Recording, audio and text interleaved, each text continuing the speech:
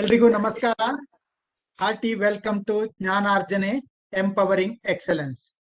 Friends, today we have arranged a very interesting session. Interlinkages of accounting standards on auditing and professional ethics. To enlighten on this topic, we are really fortunate to have our President of ICAI for the year 2010-11, an eminent speaker, a sought-after speaker across India and abroad. We are really fortunate to have him here. On behalf of Bangalore branch and on behalf of all the participants here, hearty welcome to CA Amarjit Chopra ji sir. Hearty welcome, sir. Thank you very much. Yeah, I'll take a minute or two update the upcoming program. So on 12th of this month, 12th, 13th and 14th, 3 days we have arranged a sub-regional conference on the topic PMLA, Benami law and black money. It is going to happen from 12th to 14th, 3 days sub-regional conference. I request all the members to register for that program. Please visit bangaloricai.org for all the upcoming programs. And on 19th to 21st, another 3 days program on tax audit and various other issues connected with income tax. I request all the members to visit again bangaloricai.org and register for that program. With that note, once again, hearty welcome to all the participants. You are the reason for this program. It's a very interesting program. A very eminent speaker is enlightening us on that topic. Hearty welcome to our speaker, C. Amarjit Chopra ji once again. Over to Divya. Thank you, Chairman. A very pleasant good evening to all the participants and to our special speaker of today's program. To give a brief introduction about our speaker of today, we have C. Amarjit Chopra sir. He is highly acclaimed chartered accountant for more than years. Mr. Amarjit Chopra is a senior partner of GSA and Associates LLP Chartered Accountants, New Delhi. He was president of ICA during the year 2010 and 11 and vice president a year before.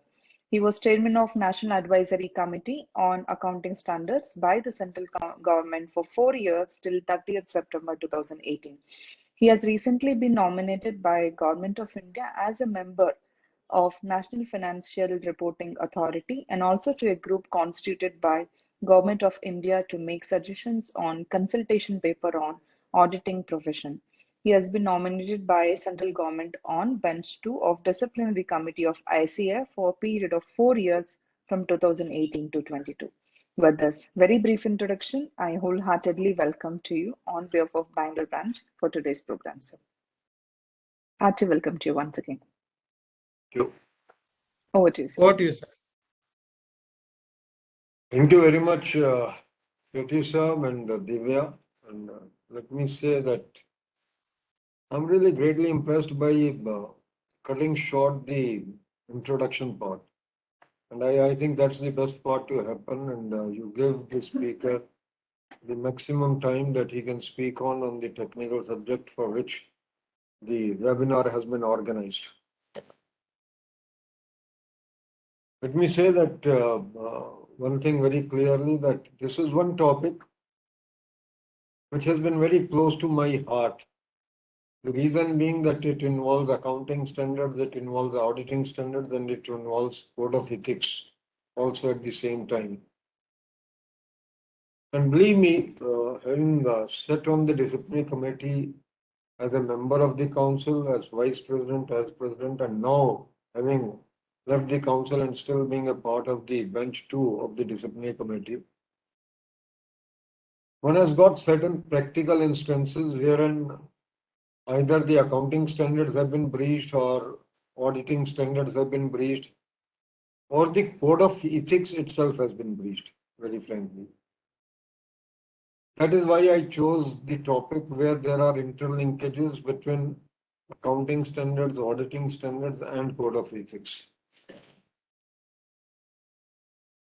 When I talk of code of ethics, number one, let me say one thing very clearly, and I hold it in all.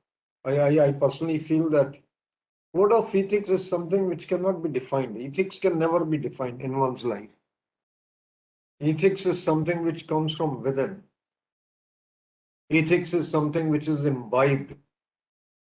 These are the values which are given to you by your family or by your friends or by your society, basically.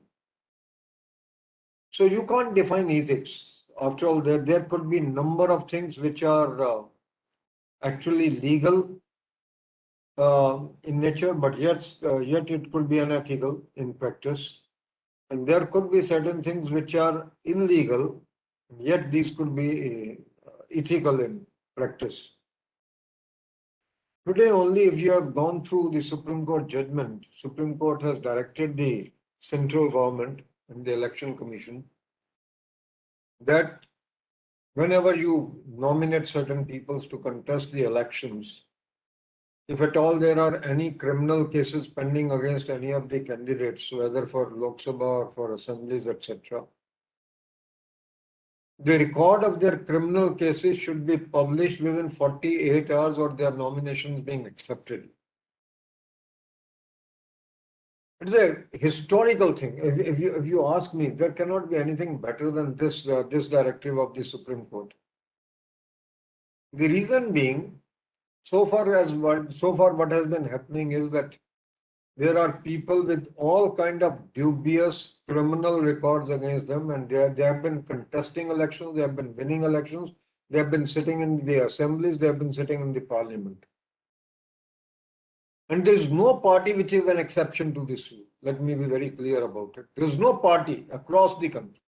You think of any party, and every party has got criminals who have been elected either in the assemblies or in the parliament.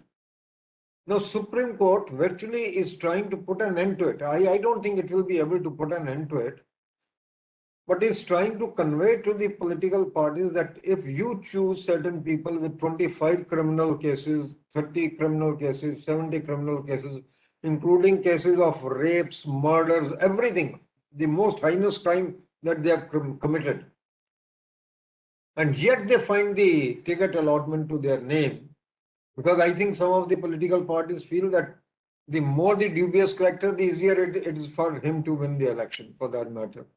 Because they might have done their name in that particular process. Maybe it's a negative sort of a publicity. So what I'm trying to say is that ethics is something which can be, so legally it is tenable, legally it is possible that you have a criminal record and yet you are able to win the election in the assembly or in the parliament. But it is absolutely unethical for the political parties to give those tickets, if you ask me. And there could be cases where you do certain illegal acts. You jump a red light.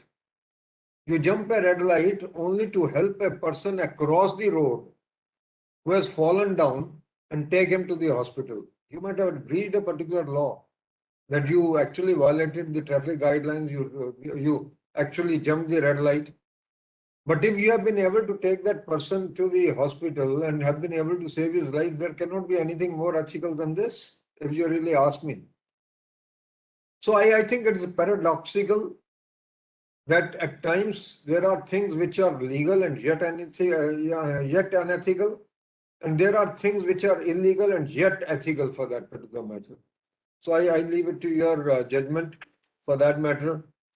I have never been able to grasp the idea why we should have in our code of ethics, very frankly, it's a part of our schedule 2, wherein we write that a member should not be acting negligently, or he should conduct his professional work with all due diligence. Why should it be a part of my code of conduct? I don't think. I think this is very much expected of a professional. I don't have to tell a doctor that you have to save the life of a particular person. I think that is his duty at the end of the day. And similarly for a chartered accountant, it is my duty to make sure that what I sign is the true and fair view, and that's a part of my ethical practices. But still I have to write in the schedule 2, because I have to convey to the members at large as to what will happen if you don't do the things in a particular manner. I just quote you because when I say interlinkages, I'm starting from Code of Ethics first, and then I will go to the accounting standards and auditing standards for that matter.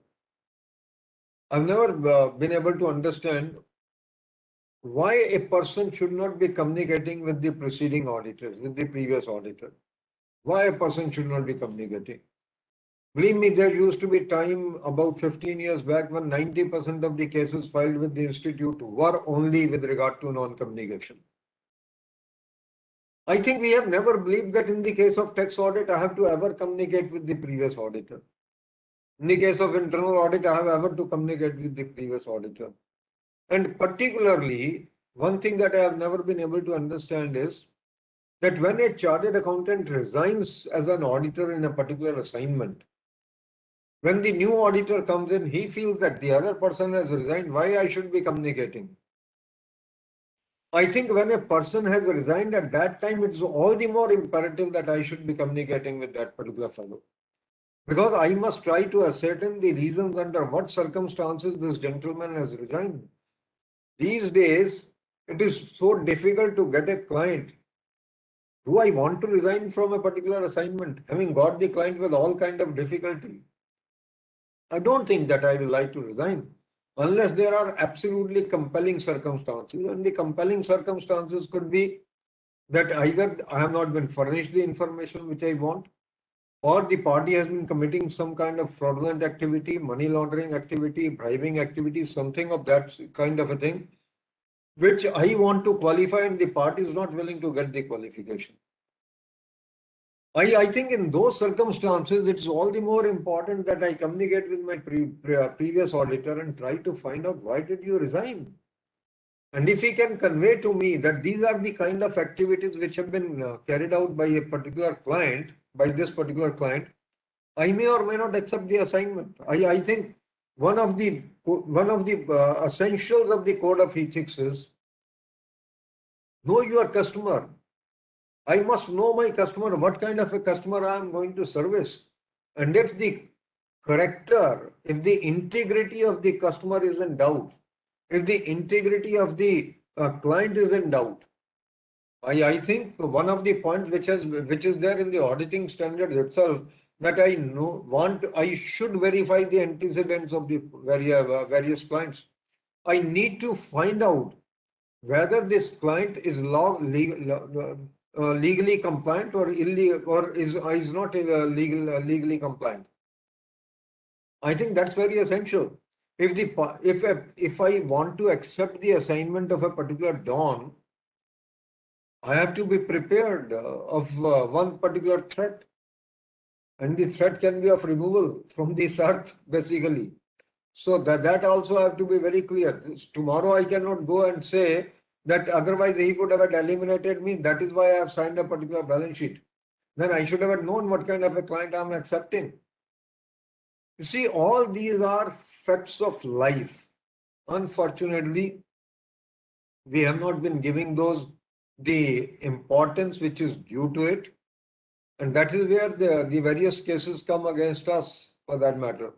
I'll now try to, because I have been one who has been advocating one thing, that in our examination, we need to have the question papers which are more, you can say, case study base oriented. If I give a question in an auditing paper, it should be able to test my knowledge of the accounting standard. It should be able to test my knowledge of the auditing standard. It should be able to test my knowledge with regard to the company law. It should be able to test my knowledge with regard to Code of Ethics. It could be even able to test my knowledge with regard to the taxation.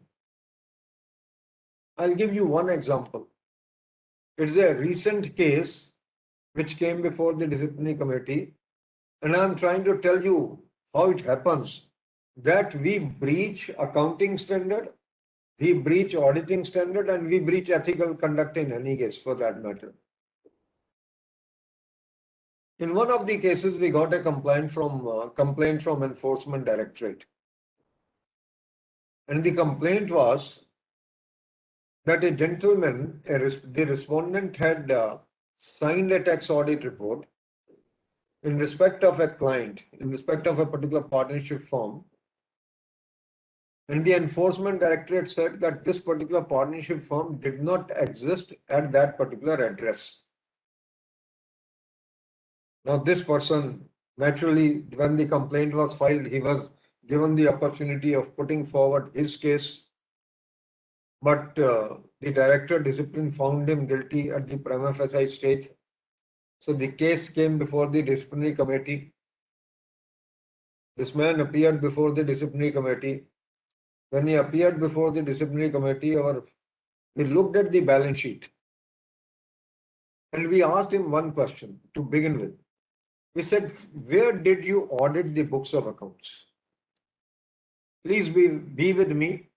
Try to follow me so far as my questioning and my answers are concerned. The answers of the respondent are concerned. We asked him the question, where did you audit the books of accounts? He said, I audited these books of accounts in my office. Fine. No harm done, basically. We asked him, who used to bring these books of accounts to you? He said, the accountant used to bring the books of accounts to me. Fine. Absolutely agree. Did you meet the partner of the firm at any point of time? The answer is no. When the balance sheet or profit and loss account were signed by the partners of the firm, were these signed in your presence? No. Did you visit the premises of the client at any point of time? The answer is no. How did you verify the stocks? How did you verify the inventory? The reply is that I have written in the balance sheet itself as certified and valued by the management. So we asked him that there is a particular standard 501. There is a SA 501 which requires you to be present at least once during the year. Maybe you can be present at the year end or you can be present at any other point of time in the physical verification of inventories. And you can supervise that verification of inventories. If you are not able to present yourself at the year end, you may present yourself subsequently, count some of the items, work backward, and then try to reach whether the stocks actually existed at the end of the accounting year or not. How did you satisfy yourself? He said, sir, that was not my duty. He was very clear. He said, it was not my duty. We asked him the question, how did you value the inventory? He said, sir, I have not valued the inventory. I have written it as certified and valued by the management. So we asked him the question, how did you satisfy yourself that the inventories had been valued at direct cost or at absorption cost? He looked at us. What kind of a question is it? Direct cost or absorption cost? We said, how did you verify whether you were actually the method which was being followed by the client was FIFO or LIFO? He said, sir, I have already mentioned it that it was valued by the management. It was not valued by me. We asked him another question.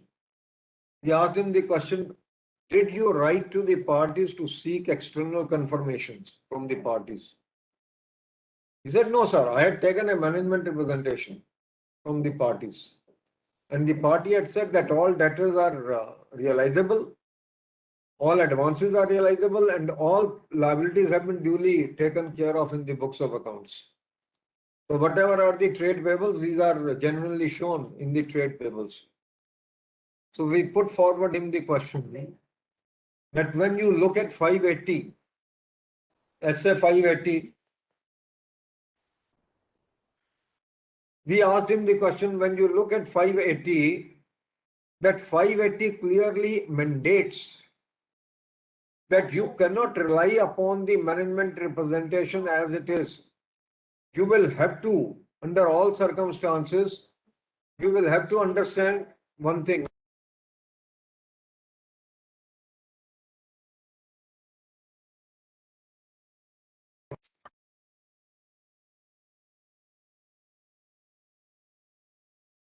We asked him the question, we rather told him that SA 580 mandates. It mandates, I'm using the word it mandates, that you may take any number of management representations from the party. No questions asked. No, there's no harm in that. But whatever management representation you obtain, that management representation has to be tested for its veracity and authenticity. What did you do to do that? And SA 505 definitely says one thing, that external confirmation is a better evidence than the what is being stated by the management or what is there in the books of account for that particular matter. Because when you seek an external confirmation, you are better off. Whether it's a case of bank balance or it's a case of the party balance, it's a case of a receivable, it's a case of payable, it's a case of advance, whatever it might be. Whenever you seek a third party confirmation, when you seek an external confirmation, you have a better evidence compared to what you have otherwise got. Now that fellow was not knowing anything, mind it. So what he has done, neither he has complied with 500, 501 SA, nor he has complied with 580, nor he has complied with 505. So all the essays fall flat right in the first instance itself.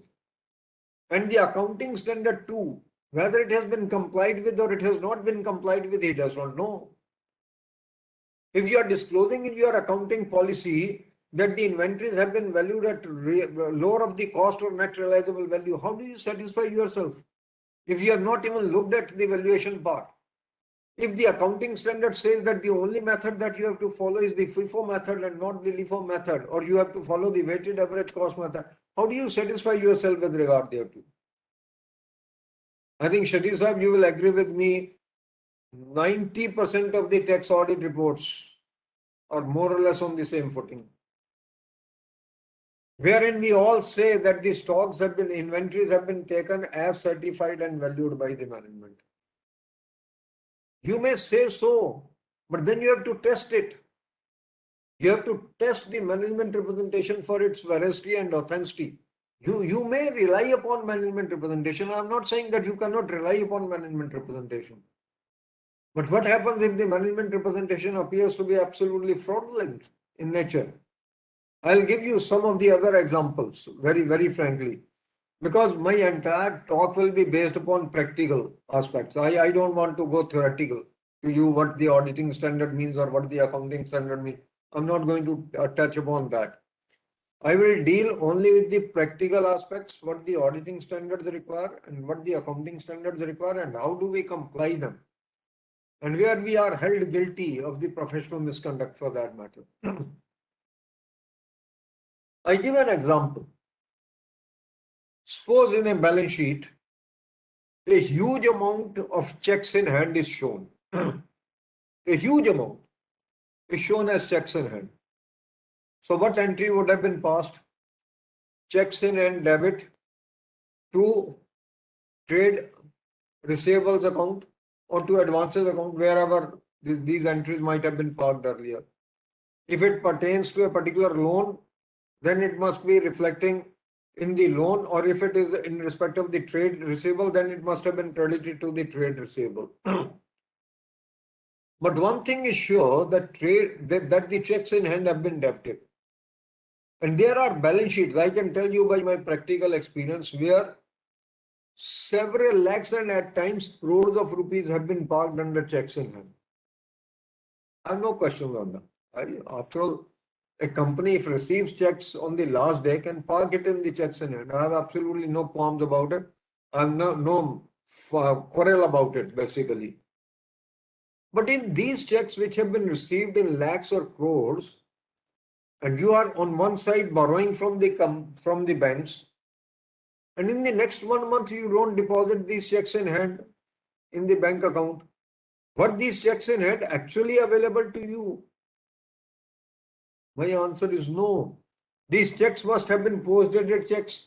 If these are post-dated checks, you cannot pass the entry of these post-dated checks on 31st of March. There is no way, because those are not receivable on that particular day. That cannot be treated as a cash and bank balance on that particular day under any circumstances. So what happens in those cases? Am I supposed to rely upon the management representation that those checks in hand have been received?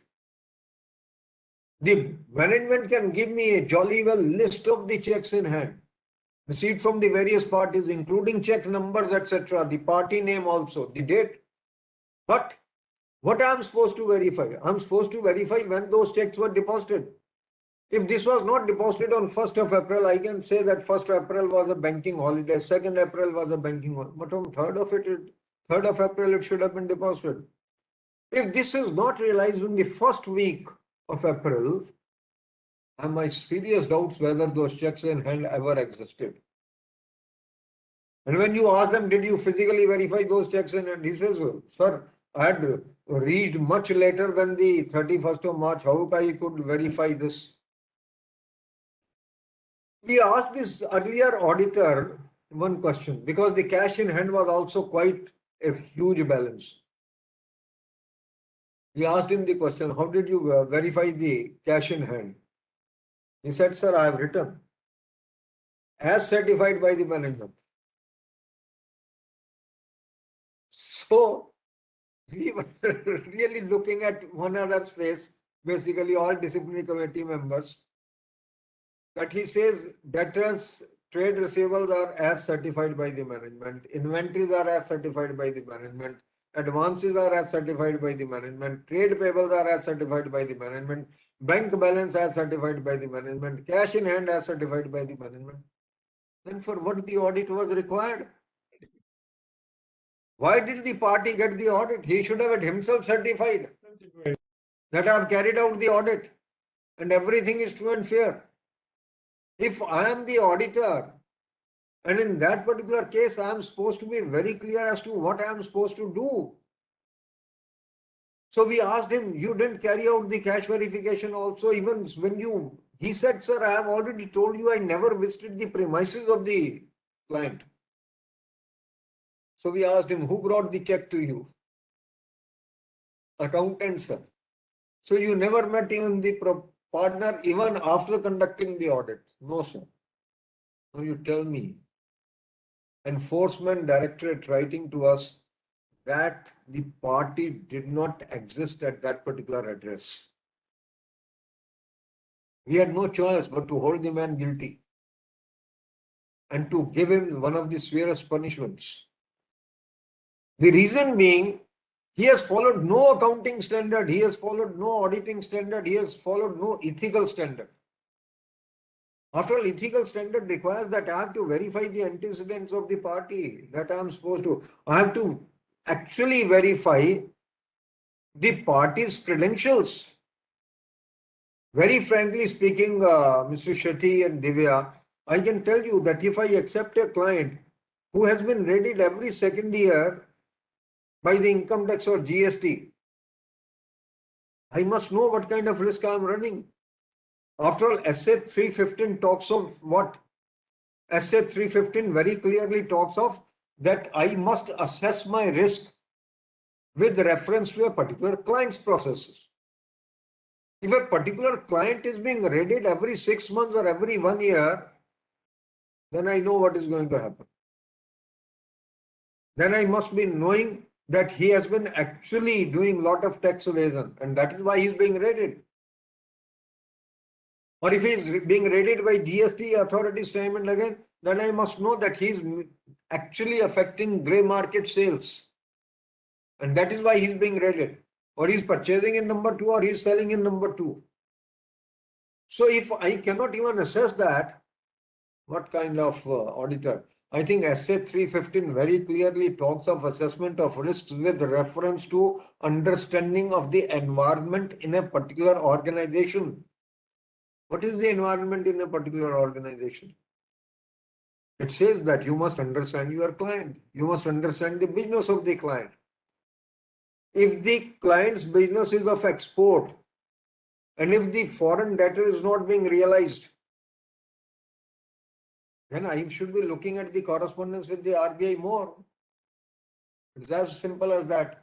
Suppose he has not been able to realize his export debtor within a period of 180 days or 360 days, which is prescribed by the Reserve Bank of India, then shouldn't he have sought the permission of the delayed realization of the debtors from the Reserve Bank of India? Answer is yes. Answer is yes. So when I understand the risk of a particular client, I will be understanding the risk of the client only when I understand this particular fact. That what is the nature of his business. If he is a trading client, the nature of risk is different. If he is a manufacturing client, the risk is different. If he is in the service business, the risk is different. If he is in the IT, if he is a startup, the risk is different. The project may or may not take off.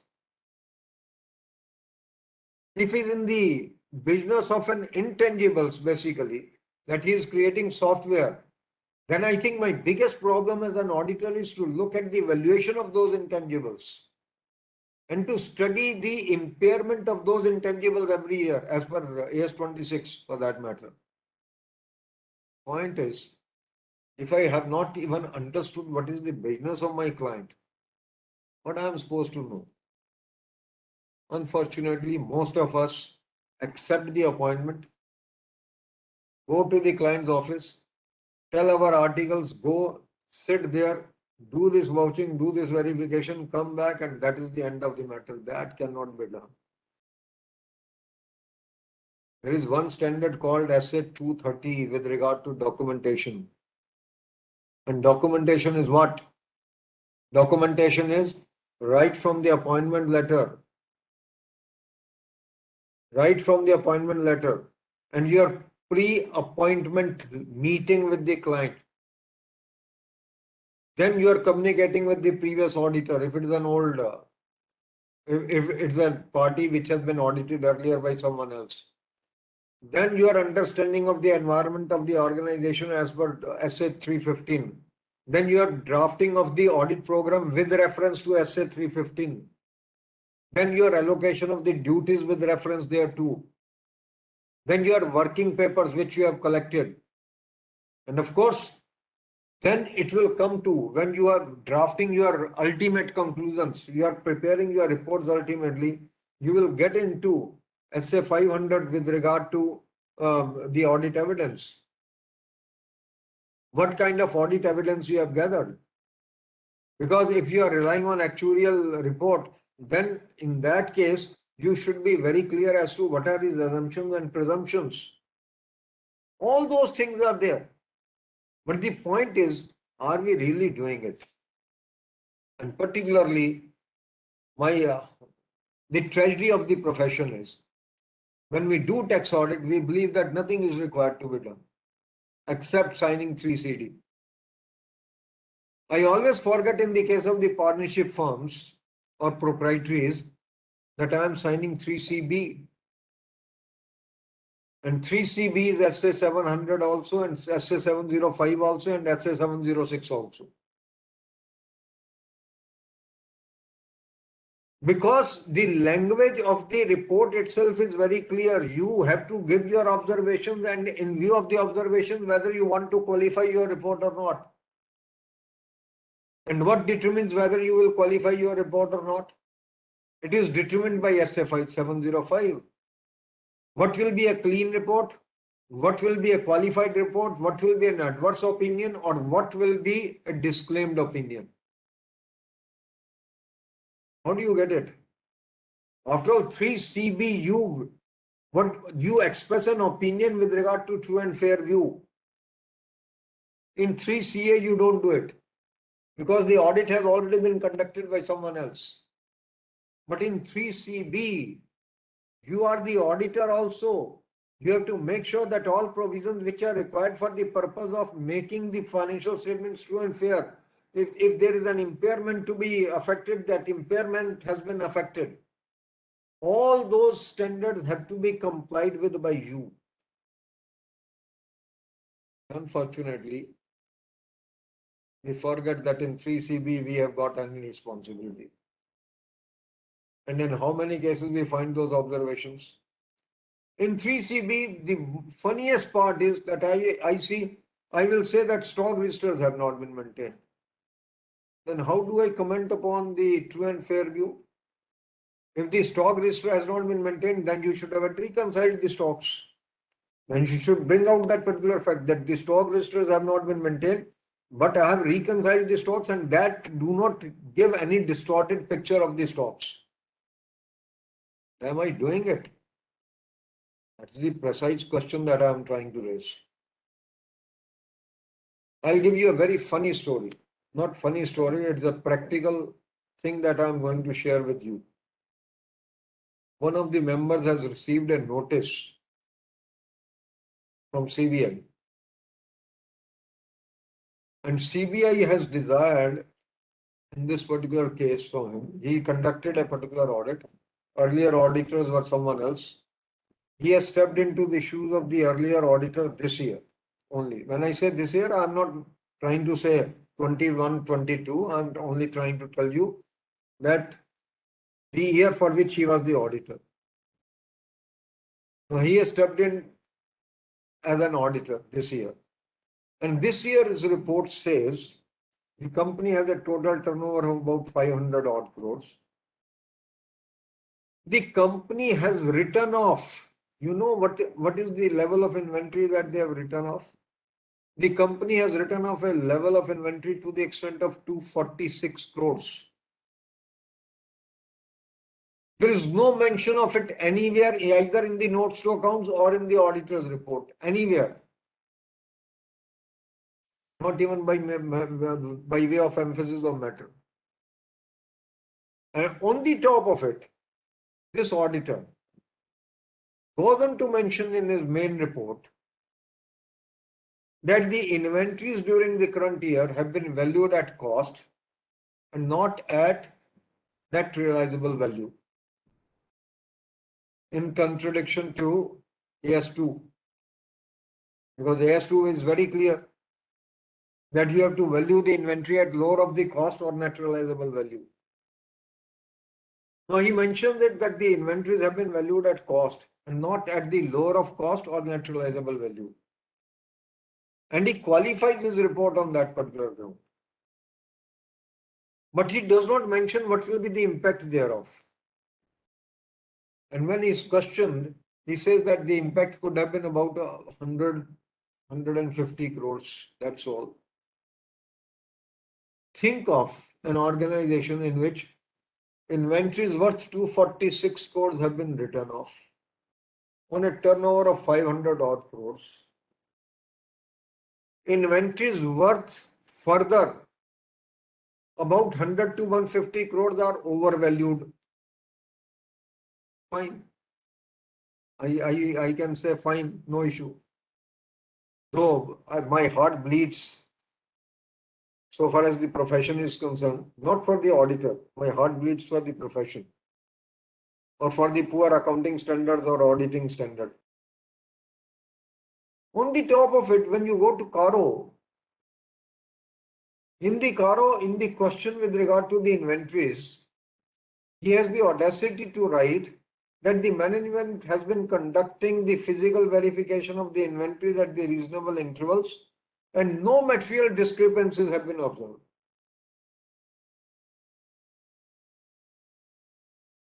If this is the state of affairs, if this is the state of affairs, what do you expect to happen? Neither you have complied with AS2, nor you have complied with SA 705. After all, SA 705 says if you want to qualify, you should quantify. And if you are saying that the inventories have been overvalued, according to you, these have not been valued at the net realizable value, how did you come to know of it? Because you should have been knowing what is the net realizable value. It's as simple as that. It means you could have quantified the difference between the two. If you could quantify the difference between the two, you should have quantified the difference. And you should have said whether the profits have been overstated or losses have been understated to that extent. You have not done that. What should I say about code? What should I say about schedule 2? Has he exercised all due diligence which is required for the purpose of the audit? The answer is a big no. And when the answer is a big no, when you will appear before the disciplinary committee, what will the disciplinary committee do? And then you will say disciplinary committee people are heartless. They are very stringent. They just don't take care of the members. They are only to victimize the members. No. All disciplinary committee members are very considerate because we always know that it is a matter of life and death for the members. It's a matter of livelihood of the member. But if the member has not done anything, what is required of him? Both in the accounting standard, auditing standard, as well as what is required under the code of ethics. Then what should we do? I think we have nothing else to say. Then we have to hold him guilty and award him the punishment also for that matter. I'll give you another example. This is one example which is very funny, if you ask me, because it's a very interesting one. I love this example always because but it also shows the carelessness on the part of the member. In one particular case, a lady filed the complaints against the member. And she said that I had given a loan to a particular society, educational society. And that loan has been transferred to corpus fund of the society without my approval, without my consent. And she writes that 110 lakh rupees, 1.10 crore rupees of the total amount of loans were transferred to corpus fund, out of which my loan was 23 lakh rupees. This member appears before the disciplinary committee. The disciplinary committee asks him the question, are you aware that certain loans were transferred to the corpus fund? Said, yes, sir. Now, why did you obtain the consent of the various parties? Says, yes, sir. Out of the 5 parties, 4 parties' consents was available. 1 party's consent was not available. Why did you do that? Sir, management had told me that they will obtain this particular consent. Now again comes the question of management representation or management's belief that they will be able to give it to him. Okay. Then you tell him that what prompted you to do it? Sir, how does it matter whether it is in corpus fund or loan? He is asking us the question. Then we ask him the question, what is the difference between a debenture and a equity capital? He says, sir, equity capital cannot be repaid, debenture has to be repaid. I said, that is the difference between the corpus fund and the loan. Then he realized that there is something wrong. Now you think of a member who has the audacity to ask the question, what is the difference between the corpus fund and the loan? How does it matter? But anyway, he ultimately came around and said, sir, I want that you call the chairman of the managing committee as the witness. We permitted him. The chairman of the managing committee appeared before us. Firstly, he was questioned because he wanted to prove that he did it at the instance of this particular chairman. So then we cross-examined the chairman, and we asked him the question, why did you get it transferred? to corpus fund when the lady had not consented. Said, sir, the money belonged to me. The money never belonged to her. He said, why you did it that your money, the money which belonged to you, you gave it in her name? He said, sir, I had an affair with her. So our next question was, how long affair lasted? He said, till the time my wife came to know of it. So I had to tell him, boss, you had an affair, you enjoyed it. But look at the poor gentleman who is going to be held guilty today. Because as an auditor, I cannot rely upon the statement of the chairman of the managing committee. Because if it was immaterial amount, still we could have thought of it. But out of 1 crore 10 lakh rupees, if it is 23 lakh rupees, it is material also. It is almost 20%. So we held him guilty. The point is, you required audit evidence. What was the audit evidence? The letter from the lady. If at all some amount is being transferred from loan to corpus fund, you require an audit evidence to that. You require that it can be transferred. What was the audit evidence? The letters from the other 4 parties was available with you. The letter from this particular party was not available. You should have put your foot down. I will not allow this to be transferred to the corpus fund. But you allowed it to happen. So what to do? So you have been again held guilty of not exercising due diligence, which was required for the purpose of carrying out your role as the auditor of the organization. So the point I'm trying to drive you home, friends, is this SA 500, SA 230, there is an interplay. It is a very thin line of distinction between documentation and audit evidence. Audit evidence is which affects your reporting conclusions. Whereas documentation is your working papers, your appointment letter, your communication with the previous auditor, your audit program. But when you are going to reach your reporting part, when you are going to express your opinion, at that particular point of time, you require an audit evidence to support your audit opinion. Unfortunately, that supporting is not there. And it is not happening in one case, believe me. It is happening in many, many cases.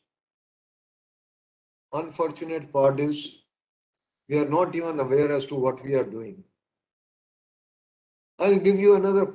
Now I'm coming to some ethical issues basically. One of the members was charged. He was not charged. I must say that a complaint was filed against him by the company in which he was working. And the company said that this gentleman has committed a fraud of only about slightly more than 3 crore rupees.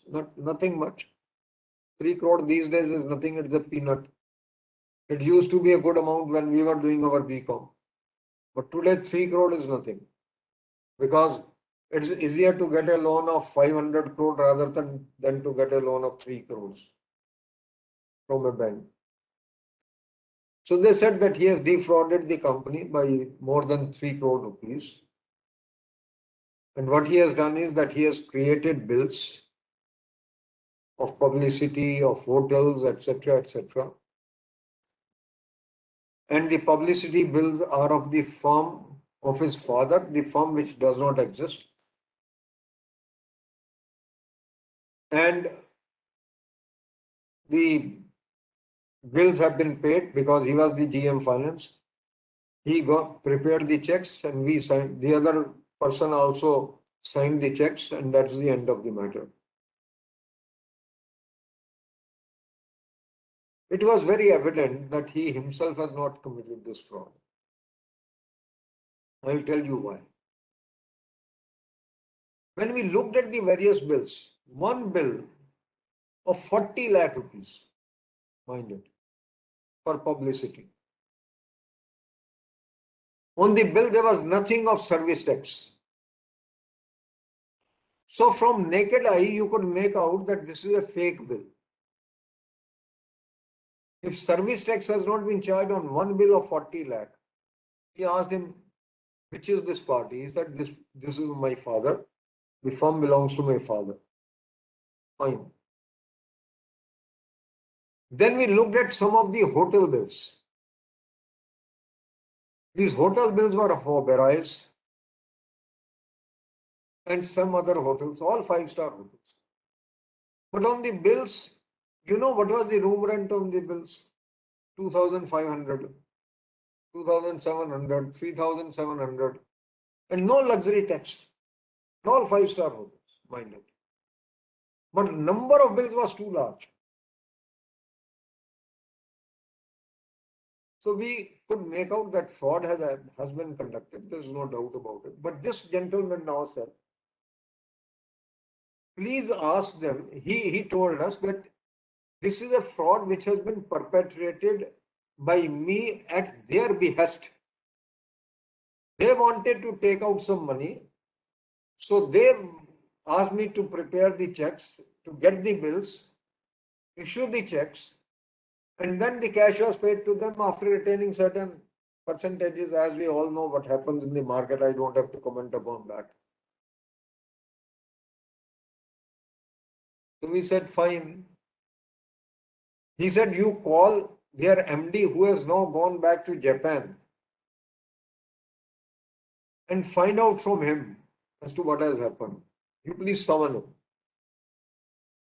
And then we asked the company also the question, have you claimed all these expenses in your income tax return? The answer was yes.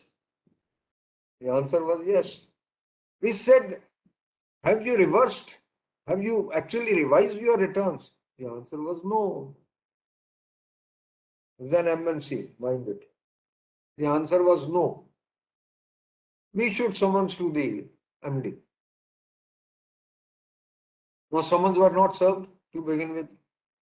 But then we took certain other help.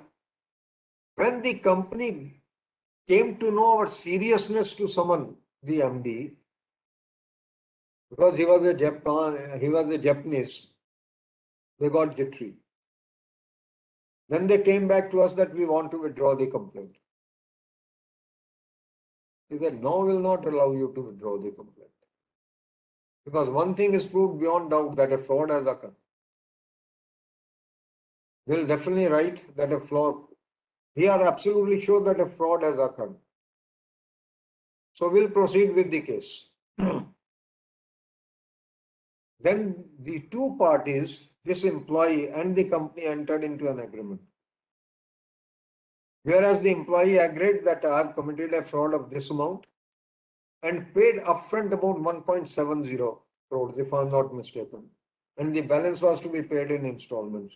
And still the company came back and said, we want to withdraw the case. He said, it is proved beyond doubt. You have entered into an agreement. He has written that he has committed a fraud. He has paid you upfront 1.70 crore. For what he has paid you 1.70 crores? How can you be allowed? Rather, we will write to the income tax department and MCA to look into your conduct also. We did it. But we had to hold the man guilty. So what is more important to be understood is that if a chartered accountant, if a member of ours commits a fraud anywhere, and if it is reported to us, he can be charged with other misconduct, unbecoming of a chartered accountant. Here, in any case, he was in employment. During the course of his own professional work, he has done something. But even otherwise, we could have charged him with the other professional misconduct, if you ask me. There are cases with us, Mr. Shetty, wherein the people have complained that this gentleman, we gave him the checks for deposit of GST or for the deposit of VAT. And this man, the checks were blank, but were signed by us. And we had told him that you fill up the amount as and when the liability arises, because we were to leave for some place. And this man has filled up these checks in the name of his wife, in the name of his mother-in-law, in the name of his son-in-law, in the name of someone else, and has deposited and defrauded the company. It has been proved beyond doubt that it has happened. All those people have been held guilty of other misconduct. The unfortunate part is that in the other misconduct, the punishment is not too severe. Whereas if you are held guilty of a professional misconduct, the punishment is more severe. So the point I am trying to drive you home is that when you are into a profession, you have to behave yourself as a professional. You have to conduct yourself in a manner which beholds the profession, which must justify your professional behavior, which must uplift the image of the profession, which will not bring down the image of the profession. But there are certain members who have done great damage to the image of the institute. We all know what happened on that fateful night when Mr. Modi, the Honorable Prime Minister, announced for the demonetization. And some of our members were caught in the, you can say, in the sting operation, telling some people that I will charge 6%, 8%, 10% for conversion of this and that, converting your money from the old currency to the new currency or new currency to the old currency. We all know what happened. I don't want to get into the details thereof. That's all part of other misconduct. The point I'm trying to drive you home is we have to be very clear as to what we are doing. We cannot, under any circumstances, number one, do non-compliances with the accounting standards, auditing standards, or any ethical standards. We have to be clear as to what we are doing. One of the very, simple and innocuous looking provisions of the Schedule 2 is,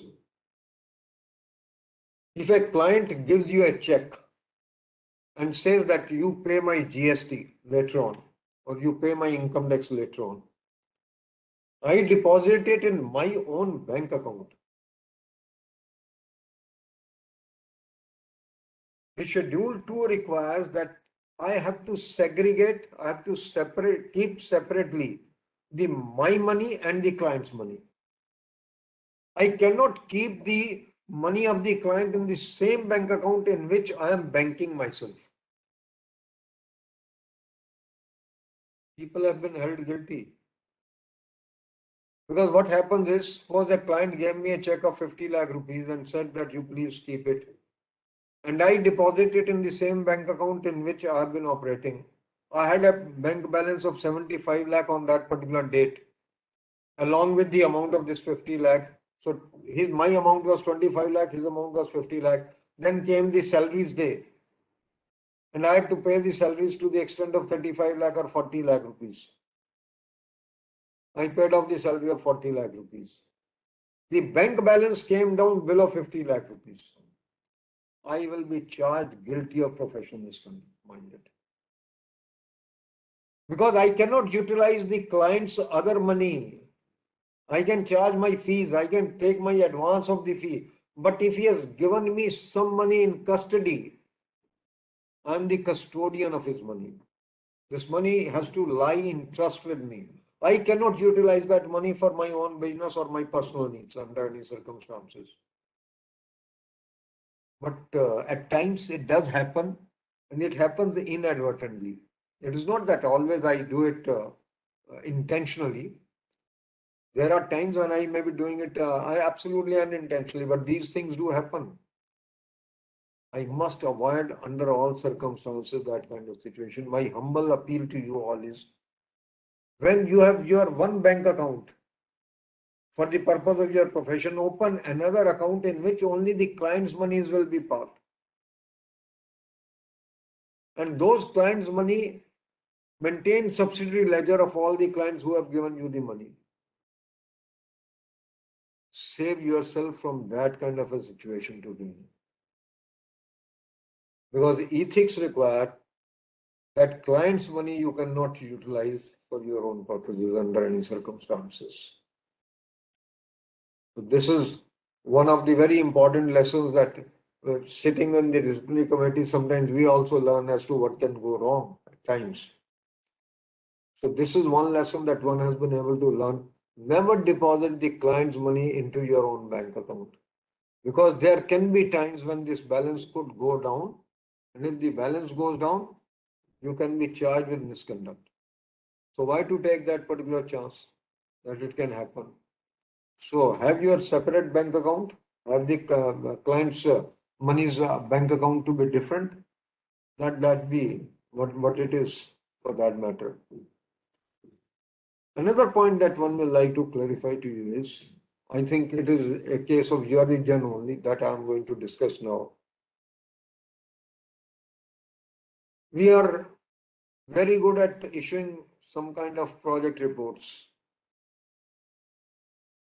and then on the top of it mentioning the name, we prepare it very well because we want our firm should be publicized, that we prepare the project report also. Fine, you can prepare the project reports. But the thing is, the assumptions or the presumptions that you make, those are not yours. Assumptions are to be taken from the management, duly signed by them. You cannot presume that the sales will increase by 10%. How can you presume the sales will increase by 10%? On what basis? On what basis do you presume that the sales will increase by 10%? On what basis do you presume that the purchases cost will go up by 20% or 30% or 15% or 5% or may remain stagnant? You have to be very clear that these assumptions are of the management. Take in writing those assumptions from the management and put it on record in this project report that these assumptions are not mine, these assumptions are of the management under all circumstances. That's number one. Number two is, when does it happen? When the client's proposal is due for renewal or review, he comes to you and says, sir, please prepare some projections for me. And then he insists, sign those projections for me. I cannot sign the projections. No way. If at all I am signing projections, then also I must say that these projections have been prepared based upon the assumptions given by the management. And I must have those assumptions on my record. I must have those assumptions available with me. But as I told you earlier, I don't have the working papers. Working papers is the least priority of a chartered accountant, if you ask me, till the time a case is filed against him. It is only when a case is filed against him that he starts realizing the importance of the documentation or the audit evidence. Till that time, he is not bothered about the working papers or the audit evidence. Now, one of the ladies, if I am not mistaken, in your region, she prepared some projections. The sales of the parties had been going down for the last 2 years, and suddenly you say that the sales of the party in the next 2 years will jump up by 300% or 400%. How? What basis? A parties whose sales have been going down and down and down in the last 2 to 3 years, and suddenly you say in the next 1 or 2 years, its sales will jump up by 300% or 150% or 200%. How is that going to happen? Can somebody tell me that? The answer is no. It is only being done to create some kind of level of current assets in a manner that the DP is available. Otherwise, if I show decline in the sales, the DP will not be available. Now, to maintain that DP, for the purposes of the client, I cannot be held guilty, na. Why should I give my neck into someone's hand? I will not give. On the top of it, this lady says that the sales will go up, salary will remain the same, no increase in salary, not even the normal percentage increase in the salary. This lady says my availed limits will go up, because if the sales have to go up, my availed limits have also to go up. Availed limits will go up, but the interest cost will come down. How it is going to happen? How that is going to happen? So what one is trying to tell you is, and in some of the cases what happens is that I even reduce my variable costs. Variable cost cannot be reduced. Fixed cost can remain stagnant, subject to, of course, the normal inflationary impact that I'm supposed to take. But variable cost in any case will go up. How can the variable cost remain stagnant? Or how the variable cost can go down unless I can establish that the rates of these goods or the rates of those services will come down drastically. My humble appeal to you all is, we are living in a very different kind of a world today, under a very different kind of a regulatory mechanism today. There were times when the government was not aware of anything else, not aware of anything. Today, government has a 360-degree view of your working. Mind it. Our biggest problem is what you know. We go to Marks Spencer, we want to have the membership of Marks and Spencer's.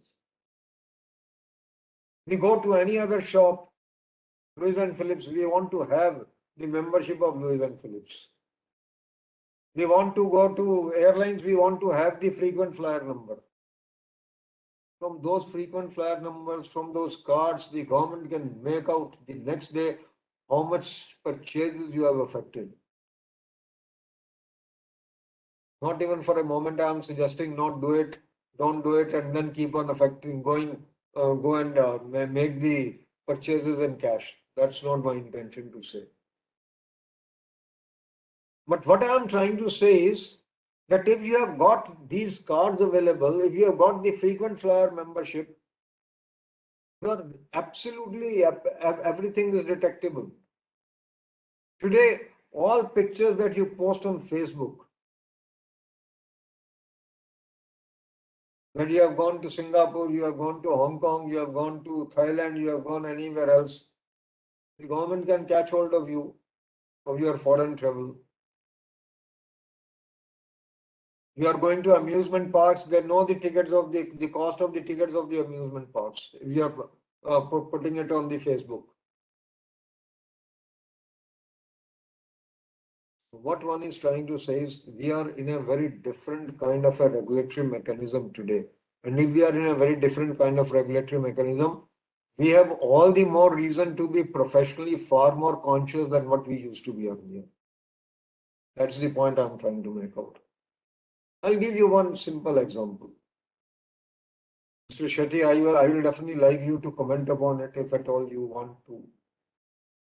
When Mr. Modi announced that demonetization on that fateful day, as I call it, when all the ladies became bankrupt that day, because they had to disclose how much money they had hidden from the earnings.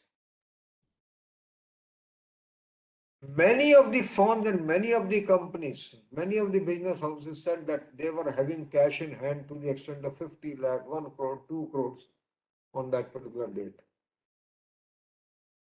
And they deposited that money in the various banks later on. I've been asking myself a question as an auditor. And I want the auditors to answer that question. So far, income tax authorities have not asked us the question. But if they ask us this question, we will be absolutely speechless. Believe me, what I'm going to say.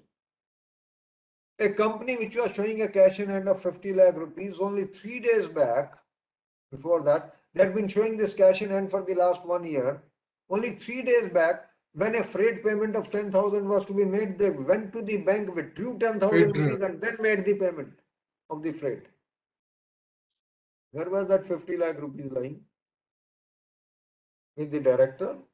They had a OD balance of another 60 lakh rupees. 60 lakh rupees. So as an auditor, I have no responsibility. If these complaints come from the authorities, mark my words, will not be able to protect our members. We will have no answer. There are a number of complaints which are flowing from the CBI and Enforcement Directorate. One of the complaints which has come in recently is that a company has shown a turnover of about 200 crore rupees. They say it's a shell company, not a shell company. It's a company which has created this turnover. Basically, the turnover was never there, but the turnover paper is company. created. It is all window dressing for the purpose of limits to be taken from the banks. So they created a turnover of 200 crore rupees. The auditor was naturally, when CBI filed a complaint that this company never had this kind of a turnover. So we had to call the auditor because director disciplined and held him prima facie guilty. When this man appeared, we asked him that did you verify the VAT returns? Because that was the period of VAT only, not GST. Right. He said, no, sir. I didn't consider the need of verifying the VAT returns. Fine. Did you look at the bank statements? No, sir. I only looked at the closing balance of the bank.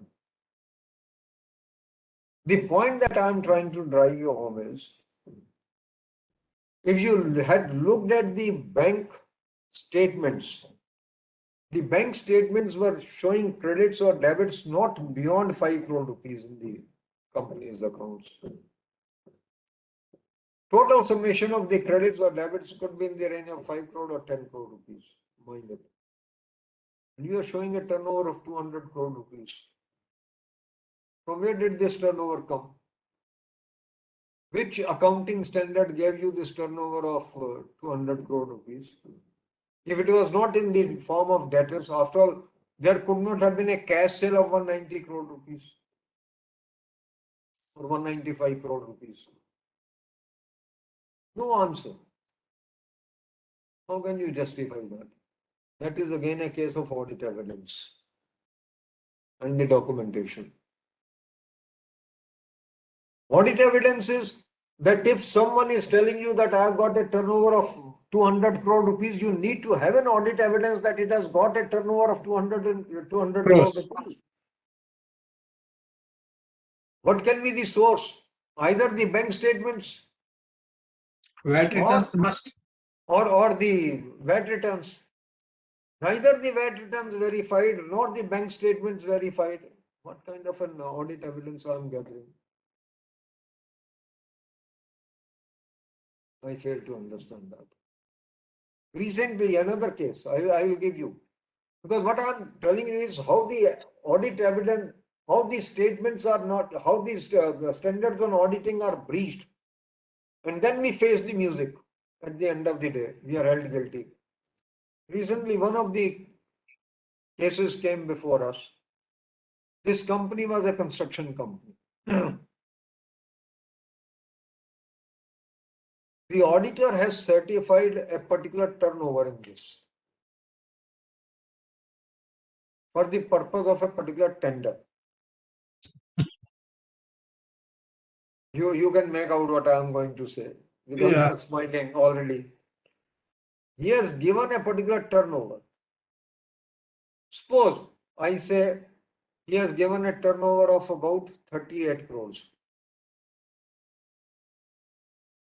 All earlier 3 years, the turnover was in the range of 8 to 10 crore rupees.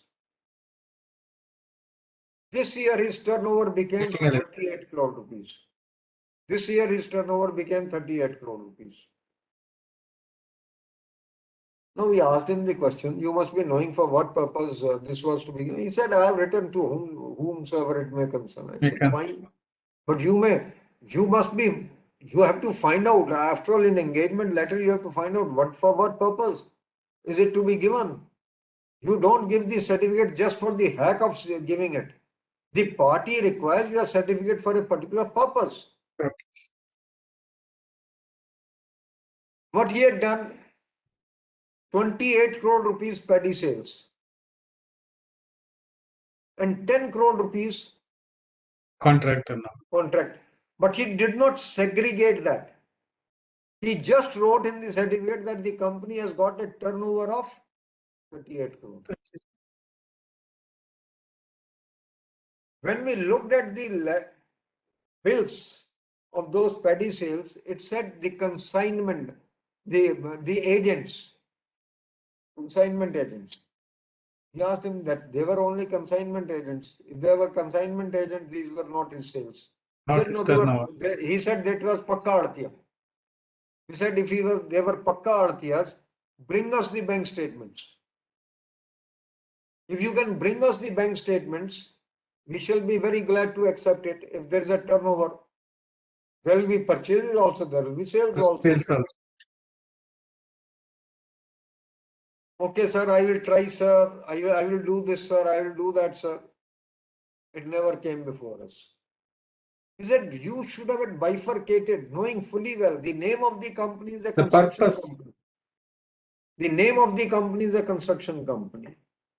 And the complaint was filed, I think, either by the competitor or by the agency, the authorities themselves. I'm forgetting that particular part. But one point is very clear, that if you are giving a certificate to a construction company, and if the turnover shows the paddy turnover in that, you have to say this much of the paddy turnover and this much of the construction turnover. You cannot say the total turnover. And then if you want to certify that, you must find out from the bank account. You have to find out from the bank account whether there is a turnover in the bank account to that extent with regard to the receipts from the debtors and with regard to the purchase payments for the purchases. You can't prove that. How you will prove that this turnover was actually genuine? We had to hold the man guilty. So what one is trying to tell you is that somewhere or the other, I don't know why, we all believe that we should not say no to the client under any circumstances. We have not learned to say no to the client. Whenever I go for a branch audit seminar, most of the people blame, most of the members blame that the bankers don't give us the time to audit. My question to them is always one. In the case of tax audit, how many clients came to you on 30th September for the purposes of the tax audit? And whether you said no to them. Here is the case, in the case of the bank branch audit, at least the bank gives you 3 to 4 days for small branch and 5 to 7 days or 10 days in the case of a medium branch, 15 days in the case of a large branch. And still you keep on rebuking the banks. You keep on expressing all kind of concerns with regard to the bank. But for the private client, you never express those concerns. Why? And you put your entire certificate on stake. There are large number of cases, believe me, which are now being filed either by when the two partners fight out among themselves, or when the two directors fight out amongst themselves, or when the two promoters fight out amongst themselves. I'll give you a classical case where I'll show you how people disrespect the accounting standards, auditing standards, and then of course code of ethics altogether. In one of the cases, we recently came across that about 9 to 10 balance sheets have been signed. The complaint was that all these balance sheets have been backdated and signed. There was a dispute with regard to a particular property. Actually, That piece of land in Mumbai, you know, piece of land in Mumbai means what? I don't How have much? to tell you that. The two promoters had the piece of land in Mumbai. There was no other asset. And this particular gentleman, one of the promoters, actually issued a larger number of shares to himself on a particular date, 10 years back, and filed the form after 12 years with the MCA, with the RO. MCA. And the chartered accountant has given his digital signatures also to that. Fine. That he said, sir, how does it matter if the form has been filed after 12 years? He can do it. So, fine. But so far as your audit reports are concerned, now I'm coming to one of the very important angles. Please be with me on that. And I want every one to be attentive to what I'm going to say. He had signed about 8 or 9 balance sheets. I'm forgetting the exact number. And in all 8, 9 balance sheets, there was a common mistake. Just one common mistake flowing everywhere.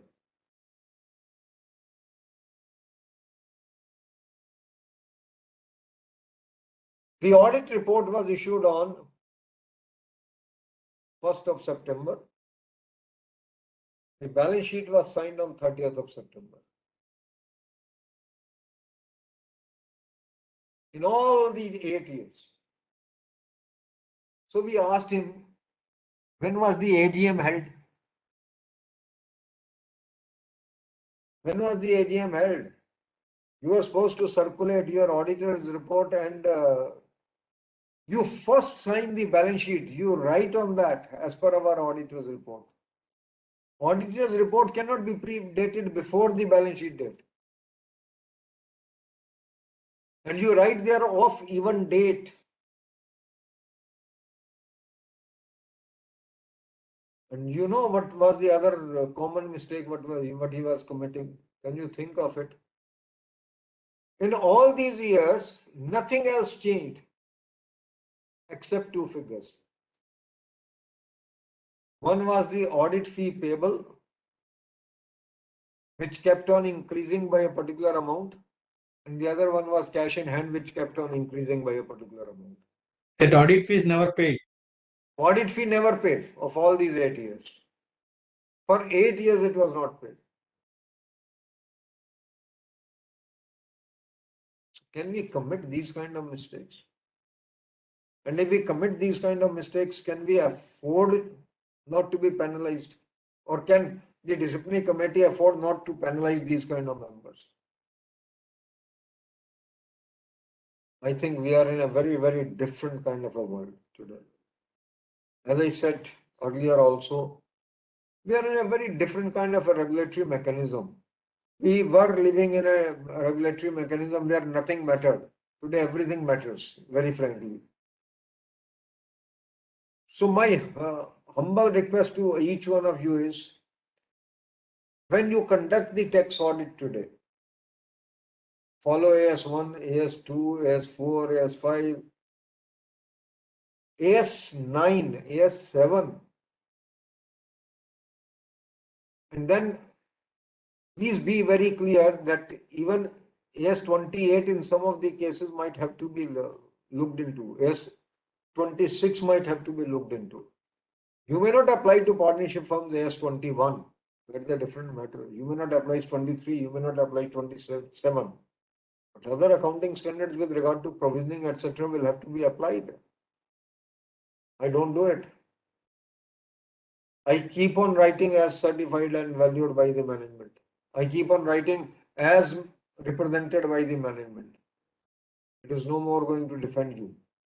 It is no more going to come to your aid in the times to come. Because the auditing standards ask for something else to be done for that matter. SA 240 with regard to frauds. Now we require a CARO to plug this particular loophole. Because how many companies have looted the banks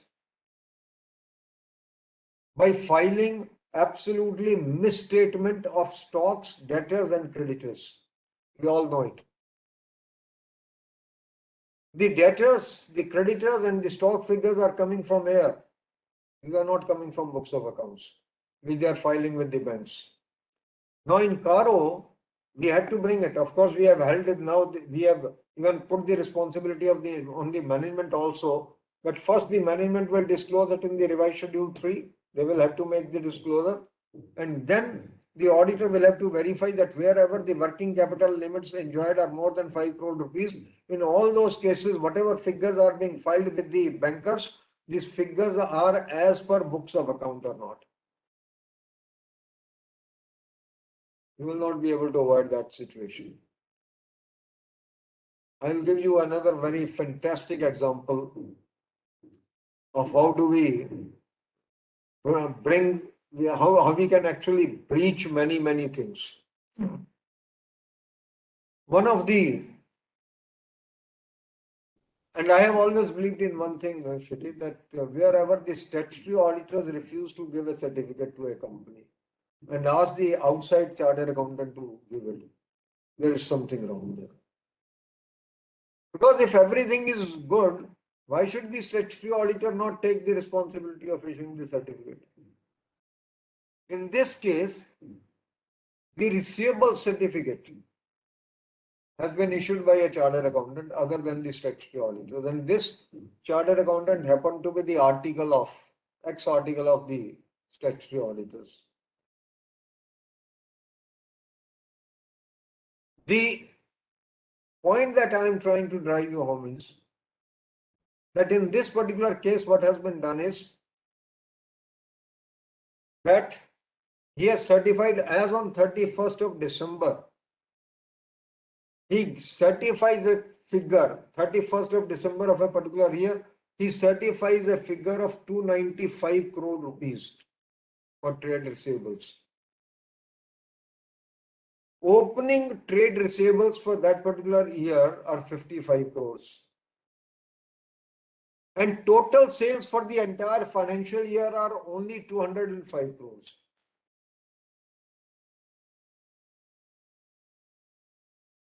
If that is the case. These are all blunders, sir, not mistakes. No, Stupidity. these are all not blunders. These are all fraudulent practices followed by the companies and validated by us, By us. which we can't afford to validate under any circumstances. So there was no chance of exonerating this particular member. So he has been held guilty of professional misconduct. So what one is trying to say is that please try to follow the accounting standards. Try to follow SA 505. SA 505 can throw out a lot many things, external confirmations.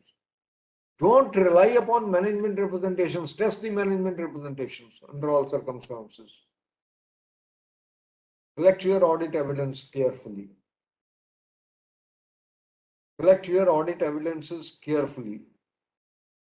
As auditors, we also validate the accounting policies. We say in our report, SA 700, that the accounting policies chosen are sound, reasonable. We cannot say that the accounting policies belong to the company or the organization. In our 700, we write that. We validate their estimates. So my request to you is, having deliberated for almost an hour and a half, I will request you to raise any number of questions that you can raise to me. Because I have tried to give you as many examples as possible, but I think there may be many other things in the minds of the people, of the members. I will like to answer those questions rather than going on as a monologue. There are 2-3 questions. I'll just read out, sir. Yeah. The first one is, so regarding the earlier one incidents you mentioned, but nowadays UDIN will be generated only after relevant financial figures are quoted. where you mentioned that year end Oh, 30th September balance. that's fine. That also, That's fine. yeah, earlier. Currently, that it may not be possible. So No, that's fine. Again, if he raises the UDIN, if he not generate the UDIN, that will not. If it doesn't generate, then what happens? Yeah. So then the next question is, we have been pushed to a corner when the Caro requires certification that stock statement tally with the books of accounts. From next year onwards, that also requirement. So we have not been pushed to a corner. We have been pushed to a corner by our own acts. Yes. The government didn't push us. Very frankly, I was the chairman of this particular committee of Caro, which has revised it. For your knowledge, when the RDs and ROCs came to the table, they wanted 88 comments to be given in Caro. Everyone had brought their own comment. Everything possible on the earth was being asked. And they said that these are the kind of frauds which are being perpetrated, so we want a question. It was with great difficulty that we could get the questions reduced. Forget about that. But our greatest achievement was, I think Mr. Shekhar will be able to tell you, this present council member, I insisted upon one thing. I said, sir, you are fixing the responsibility of the auditors, also fix the responsibility of the management first. And that is how it has appeared in the revised schedule 3 now. The management will first say that they are filing the right statements. After all, whose statements are we signing? We are not signing our statements. We are signing the statements which are generated by the managements. And if the managements keep on getting away scot-free, I don't think it is fair enough. So we made it a point to see, and we insisted upon that all this information first must be generated by the management, certified by the management, and then auditors will only validate this particular information. But then that validation process, we all know, because so far SA 240 we had actually just shut the book and we had kept it on one side. We thought that SA 240 does not exist in the world. When I was doing my BCom in 1971, that was my last year in BCom, we used to read Kingston Cotton Mills case. I think each one of us has read that particular case, Kingston Cotton Mills case. That auditor is a watchdog, not a bloodhound. Not a bloodhound. He is not a bloodhound. I say auditor may not be a bloodhound, but let him be a barking dog. At least we should bark, and we should at least create awareness as to what is happening. We should sound the buggle that there is something going on wrong and let someone come and catch it. Shut it till the time we will keep on protecting the interest of only one stakeholder, and that's the client. We are going to run into problems. This is that time, now or never. It is make or break the profession. Frankly speaking, I can tell you today, I have the courage of conviction of even when Mr. Ajay Tyagi said, the SEBI chairman a few days back, that there is an overload of disclosures. I have gone on record to give an interview yesterday that there is no overload of that. He had gone on to say that there is a lack of disclosures. I have gone on record to say it's not lack of disclosures. It's an overload of disclosures. There is so much of load of disclosure that the real disclosure becomes obscure. It is not read. There is a quality. We need to improve upon the quality of the disclosures. It's not the quantity of the disclosure which is more important to us. What has been happening is, I can tell you, now we all know that when I prepare the profit and loss account, I have to book the interest on the borrowings. I have to book the interest on borrowings. Sir.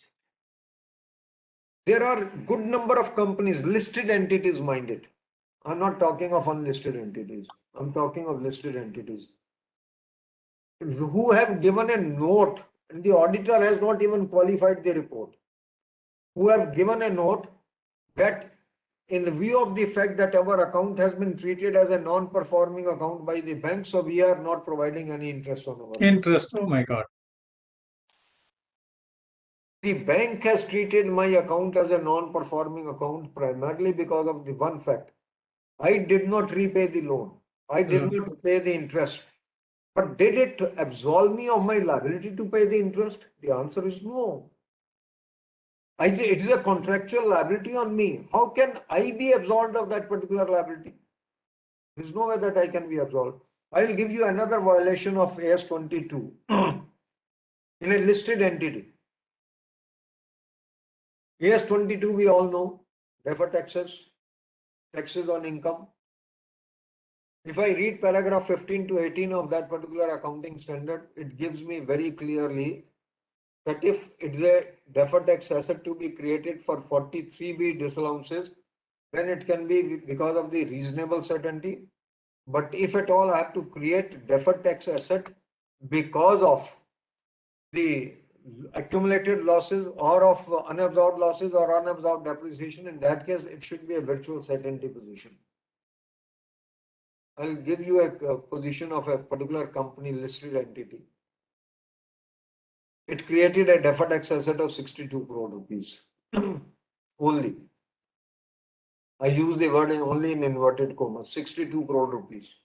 We all understand 62 crore rupees, how much it means. And if you read the director's report of this company's director's report reads like this. I'm giving you the more or less you can say the language of that particular director's report. It starts with future outlook of the business is gloomy. The government policies are against the industry. The company has been making losses in past. Profit margins are shrinking and company is likely to continue to incur the losses in future. And I create a deferred tax asset of 62 crore rupees. If this man should not be held guilty, what should be done? After all, what I am supposed to gather? Because now even the non-financial information has to be read under SA 720. Let's be clear. I am supposed to audit even the non-financial information now under as per SA 720.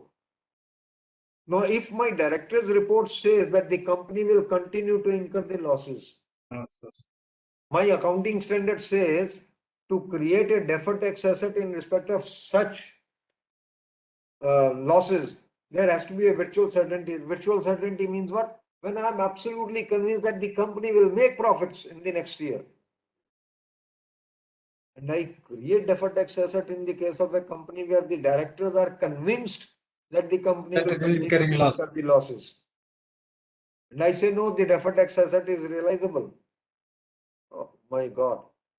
I leave it to the judgment of the people. I can't comment on that. Yes, any other questions? Just, yeah, one more question.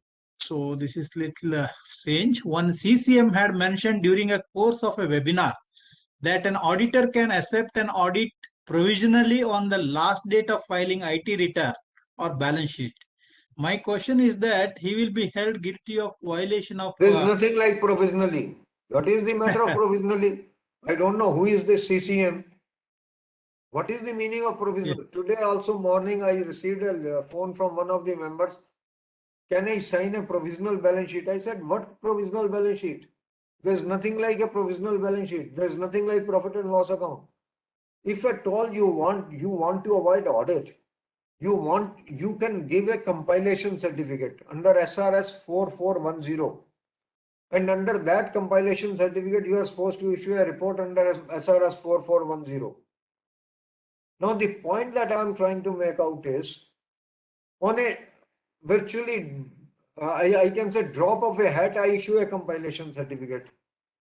And I say compiled from books of accounts. And on the top of it, I write provisional. What is provisional? When I say compiled from books of accounts, it means it has to tally with the books of accounts. It cannot be in disagreement with the books of accounts.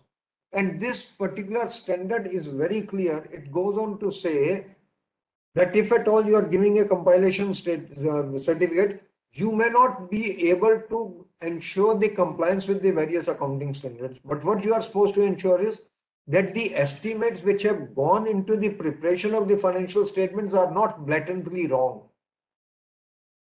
If you have purchased computers and computers are your main asset, you cannot depreciate computers over a period of 10 years.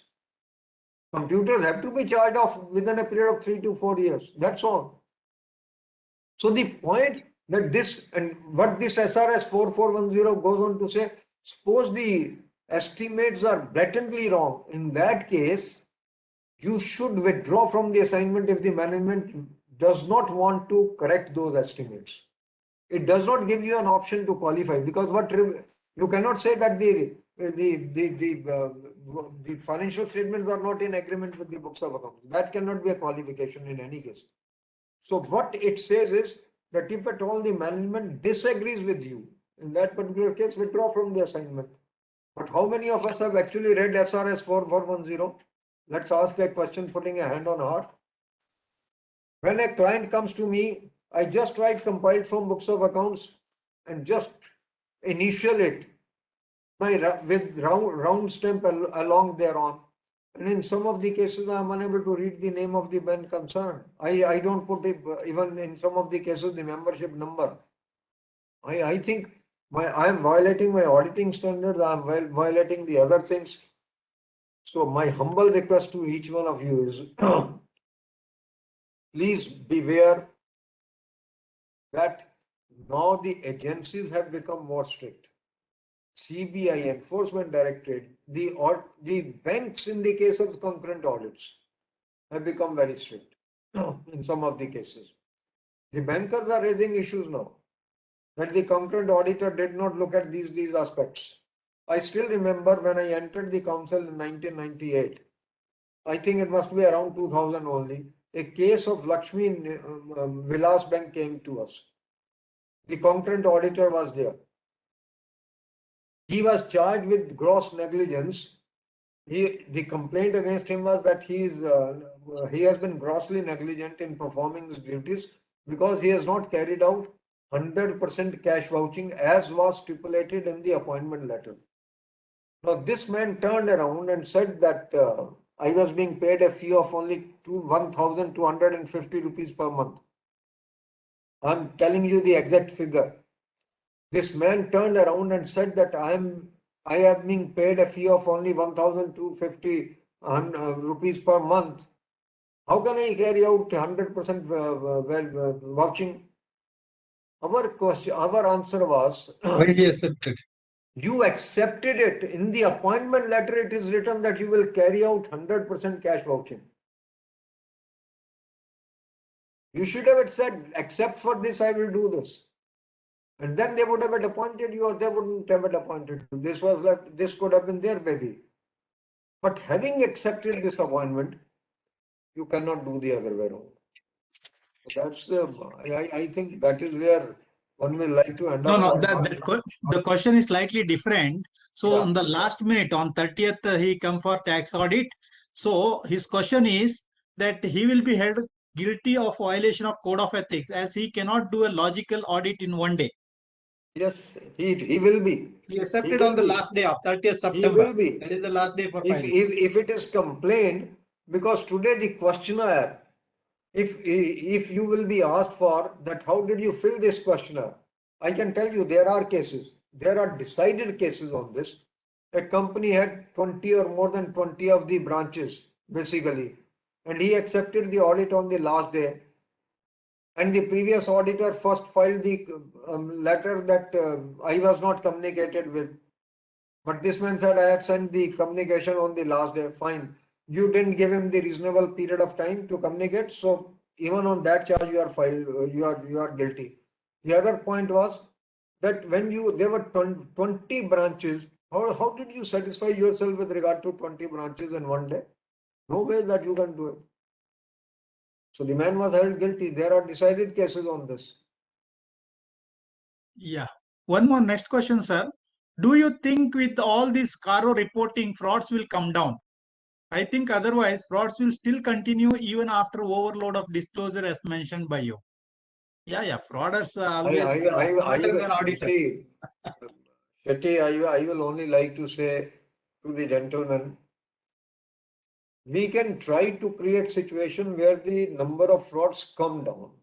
Frauds will be eliminated, can never be the intention.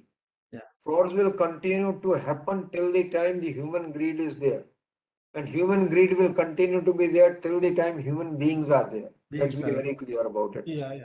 The only thing is that if at all there is a threat of law, you feel endangered, to some extent, probably to an extent, the number of frauds could come down.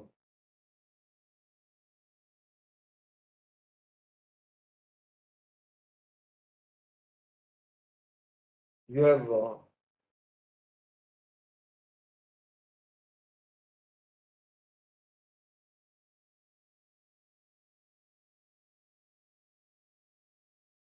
So in one chat box, there is something, I think it is more of a comment. I'm actually shocked to hear the instances that you have stated. This is not just professional misconduct, but these are outright complicity in frauds of clients. Hearing these issues, I wonder if the CS have actually qualified their exams. Yes, these are all more of a comments, not a question. I can only say one thing. If at all these cases came before the disciplinary committee, they were definitely members. Because if they were students, these cases couldn't have come before the disciplinary committee. The other thing that one will like to say is that yes, we all know as to what is happening. I think we all want to make quick money. I think the times have changed. Now the day a person qualifies, he wants to have some bigger car with him, the house with him. I think the patience is gone. If the patience comes back somewhere or the other, the restraint comes back, I think it will be a better society to live in. It will be a better profession to be carried on. That's all I can say. I will not like to say anything Things beyond have that. changed, sir. Now I think people come to practice, taking certificate of practice, then doing audit. All the services may not work in future. If they are doing, they should definitely qualified and do a good quality audit. Then only they should accept audit. That is the need of the hour. That is the expectation from all stakeholders. Just taking certificate of practice, signing the audit reports may not work in future. Chetty, I can only tell you one thing, that specialization could be the need of the hour.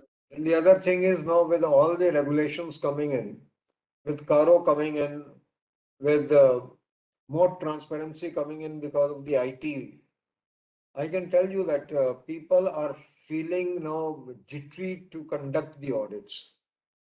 The younger generation does not want to conduct the audit. Younger generation wants to go out of the audit.